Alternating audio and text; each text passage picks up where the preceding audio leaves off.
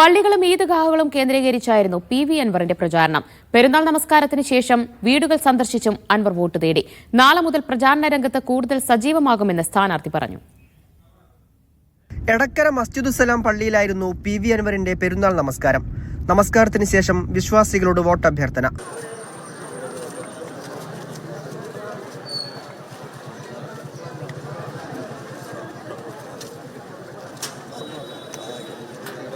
നാളെ മുതൽ പ്രചാരണ രംഗത്ത് സജീവമാകുമെന്നും താൻ തന്നെയാണ് തന്റെ താരപ്രചാരകനെന്നും അൻവർ മീഡിയ വണ്ണിനോട് പറഞ്ഞു. താരപ്രചാരകരൊക്കെ പി.വി. അൻവർ ഇറങ്ങിക്കഴിഞ്ഞു.